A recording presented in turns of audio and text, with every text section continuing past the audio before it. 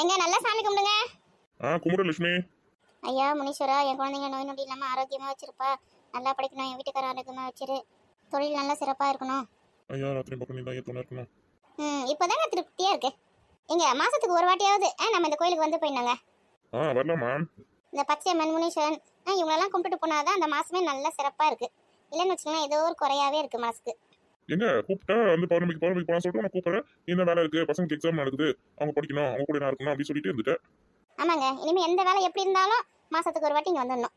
இன்னைக்கு காலையில 6 மணிக்கெல்லாம் கிளம்பி வந்துட்டோம். பசங்களுக்கு என்ன டிஃபன் கூட செஞ்சு கொடுக்கல, வாங்க போலாம். ஏமா போகும்போது பசங்களுக்கு டிஃபன் வாங்கி போயிடலாமா? நீ போய் எப்போ செஞ்சு கொடுத்து எப்போ சாப்பிட்டு எப்போ ஸ்கூல் கிளம்புறது? எங்க மாவு இருக்கு, இட்லியோ தோசையோ ஊத்தி கொடுத்துட்டுனா சாப்பிட்டு போகுதுங்க. மதியத்துக்கு சாப்பாடு என்ன பண்ணுவாங்க?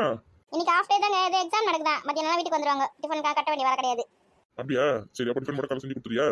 ஆமா, இட்லி ஊத்திட்டு சட்னி அரைச்சு கொடுத்துட்டு போறேன். சாப்பிட்டோம். கார சட்னியா இல்ல தேங்காய் சட்னி? தேங்காய் கூட இருக்குது, கோயில் வச்ச தேங்காய் இருக்குதுல்ல. ஒச்சக்கடலை மட்டும் போகும்போது வாங்கி போயிட்டு ஒச்சக்கடலை சட்னி அரைச்சு கொடுத்துட வேண்டியதான். அங்க போறது யாரு? முத்துப்பாண்டி மாதிரி இருக்கு. ஆமா வந்தான். எப்ப முத்துப்பாண்டி?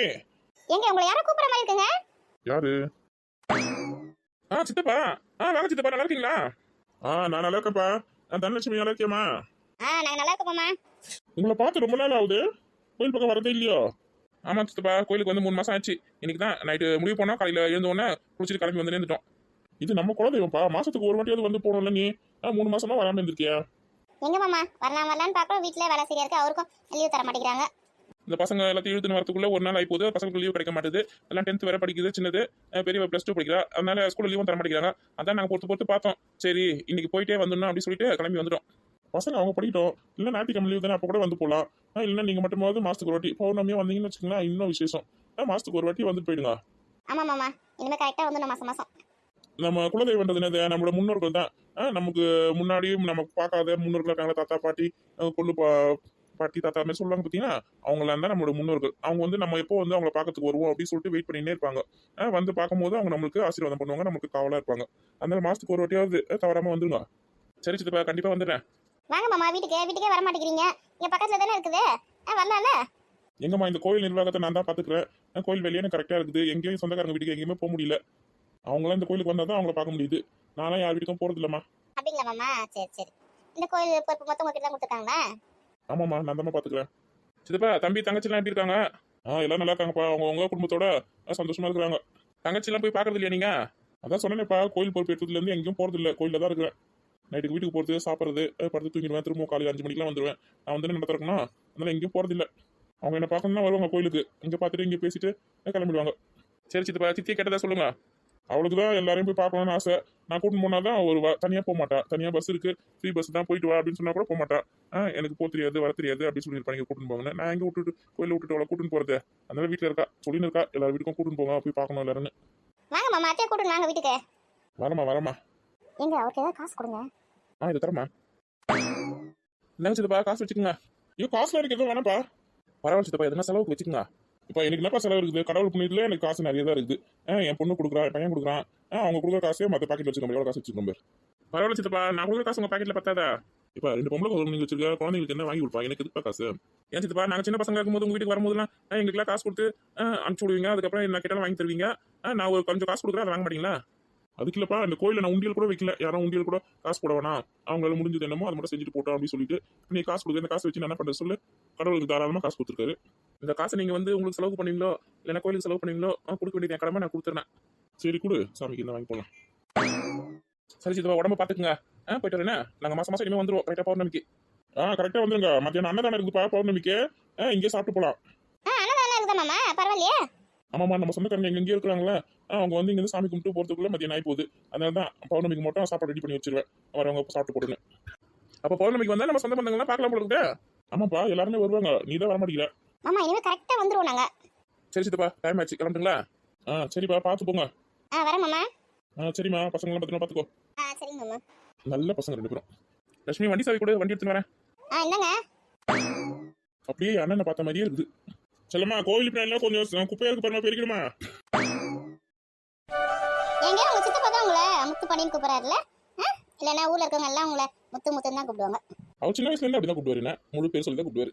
ஏன் லட்சுமி, பசங்க எல்லாம் பெருசாகி கல்யாணம் பண்ணி கொடுத்ததுக்கு அப்புறம் நம்ம கூட வயசான காலத்துல இந்த மாதிரி கோயில்ல வந்து இல்லாம ஒன்னு இப்பதான் 10வது படிக்குது, ஒன்னு 12வது படிக்குது.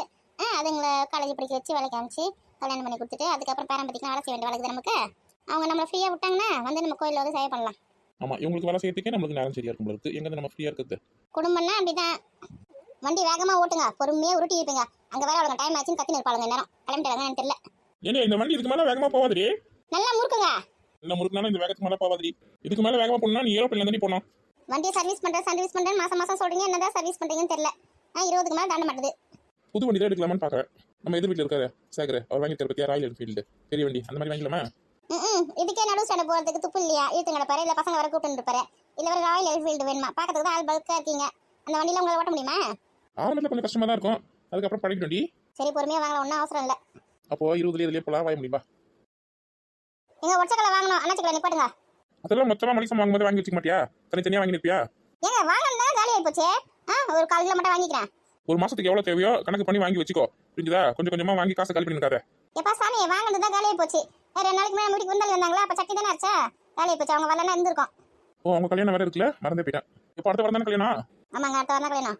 ஞாயிற்றுக்கிழமை ரிசப்ஷன், திங்கக்கிழமை கல்யாணம். நம்ம ரிசப்ஷன் மட்டும் போயிட்டு வந்துடலாம். காலையில கல்யாணத்துக்குலாம் போக முடியாது.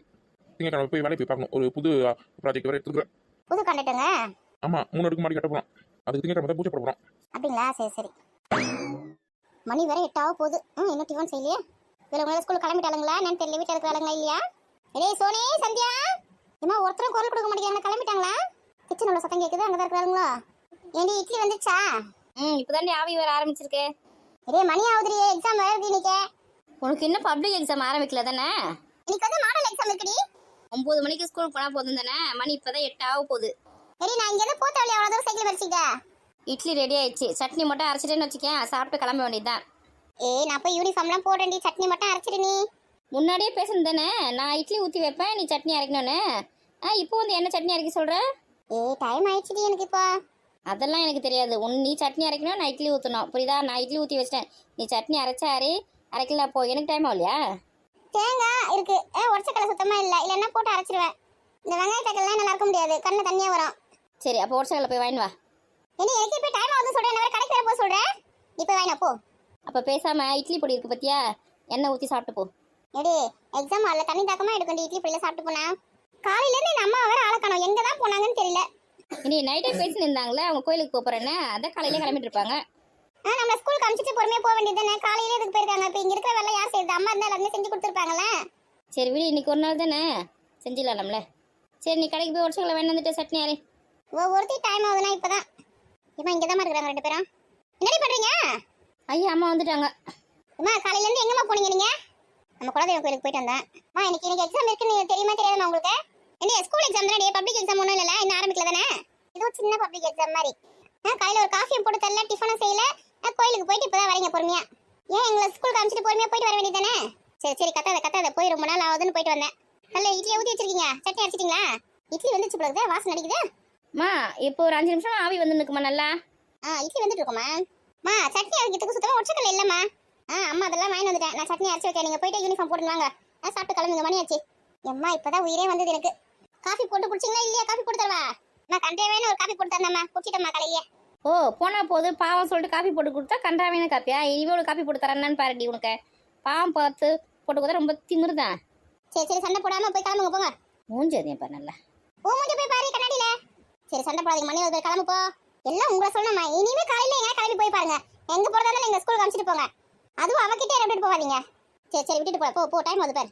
ஏமா நான் தான் வந்து இட்லி ஊற்றணும் பார்த்தேன், ஊற்றி வச்சுட்டாங்க. சட்னி அரைத்து குடிச்சிட்டுனா சாப்பிட்டு கிளம்பிடுவாங்க. வீட்டில் ஆள் இருந்தால் தான் வேலை செய்ய மாட்டேங்கிறாங்க. நீ செய் நான் செய்ய சண்டை போடுறாங்க. ஆள் இல்லைன்னா பொறுப்பாக இட்லியில் ஊற்றி வச்சுருக்காங்க பார்த்தியா? தினமும் காலையில் இந்த மாதிரியே போயிட்டு வந்துடலாமாங்கண்ணா.